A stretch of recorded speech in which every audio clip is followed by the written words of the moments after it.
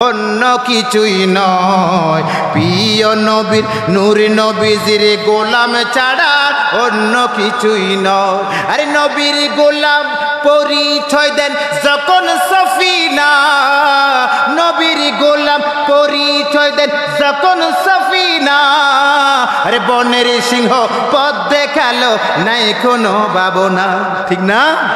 ইহ পর জগতে যার জন্য বিজয় হয়, ইহ পর জগতে যার জন্য বিজয় হয়, প্রিয় নবীর গোলাম ছাড়া অন্য কিছুই নয়, নূর নবীজির গোলাম ছাড়া অন্য কিছুই নয়। সুবহানাল্লাহ।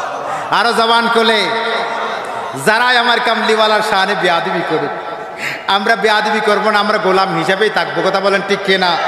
আবু জেহেল খুব কাছ থেকে আমার নবীকে দেখেছে, আবু লাহাব খুব কাছ থেকে আমার নবীকে দেখেছে, দেখেছে কিনা? কথা বলেন দেখেছে কিনা?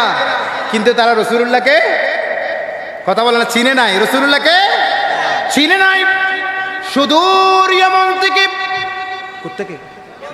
ইয়মন থেকে, ইয়মনের বাদশা বড় পণ্ডিত, বড় পণ্ডিত, বড় পণ্ডিত হাবিবি ইয়মনিকে দাওয়াত করে আনলো আমাদের নবীজিকে বুঝানোর জন্য। নাউজুবিল্লাহ বলে। আরে বেটা কাকে বুঝাস? আরে যেখানে আমার আল্লাহ কুদরতি জবানে আমার নবীজিকে কালামে মজিদ শিক্ষা দিয়েছেন, ঠিক না বেঠিক? আর একটু জোরে বলেন। যে কালামের ভেতরে নাই বলতে এমন কিছু নাই, সব কিছু যার ভেতরে রয়েছে, ঠিক না? তিবিয়ানান লিকুল্লি শাই, ওই কোরআন যার সিরে মুবারক আমার আল্লাহ বসিয়ে দিয়েছেন ওই কামলিওয়ালাকে বোঝানোর জন্য, ইয়ামনের পণ্ডিত নিয়ে আসছে বোঝানোর জন্য।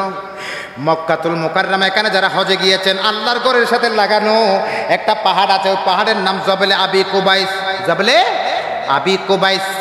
আল্লাহর হাবিব সাল্লাল্লাহু আলাইহি সাল্লামের মিলাদ শরীফ যে করে হয়েছে ওই ঘরের সাথে লাগানো, বাইতুল্লাহ শরীফের সাথে লাগানো ওই পাহাড় জবলে আবি কুবাইস। যেখানে যারা সৌদি আরবিয়া গিয়েছেন অবশ্যই আপনারা দেখেছেন, ওই পাহাড়ে রাসূল করিম সাল্লাল্লাহু আলাইহি ওয়াসাল্লাম তাশরীফ রাখলেন। হাবিব ইয়ামনি, ইয়ামন দেশের বাদশাকে দাওয়াত করে আনলো ইমামুল আম্বিয়াকে বোঝানোর জন্য। আচ্ছা, এই হাবিব ইয়ামনি বলতে লাগলো, অসংখ্য অসংখ্য অসংখ্য মানুষ হাবিব ইয়ামনি বলতে লাগলো, ও আখিরি জামানার নবীর দাবিদার। সুবহানাল্লাহ বলে। এখনো নবী বলতেছে না, দাবিদার বলতেছে, কারণ নবী বললে তো সে মুসলমান হয়ে যেত। কথা বলেন ঠিক কি না? ও আখিরি জামানার নবীর দাবিদার, আপনার কাছে আমার দুইটি প্রশ্ন। জোরে বলেন কয়টি? আমার দুইটি প্রশ্ন আপনার কাছে। যদি একটা প্রশ্ন মুখে করব আর একটা প্রশ্ন অন্তরে রেখে দেব, যদি দুই প্রশ্নের উত্তর পেয়ে যায়, আবু জেহেল আবু লাহাব মুসলমান হোক আর না হোক, আমি কিন্তু মুসলমান হয়ে যাব। আরো জবান খুলে বলেন না, আমি কি হয়ে যাব? মুসলমান হয়ে যাব। আচ্ছা তাই নাকি? বলে হ্যাঁ তাই। তোমার প্রশ্ন শুরু করো। এ আখিরি জামানার নবীর দাবিদার, আমার প্রথম প্রশ্ন যেটা মুখে করব বলছিলাম, ওই প্রশ্নটি হচ্ছে আদম থেকে শুরু করে ঈসা আলাইহিস সালাম পর্যন্ত সকল নবীদের অলৌকিক ক্ষমতা, যেটাকে আরবিতে মুজিজা বলা হয়। কি বলা হয়? মুজিজা। বাংলা করলে যেটা হয় অলৌকিক ক্ষমতা। অলৌকিক ক্ষমতা, এই ক্ষমতা সকল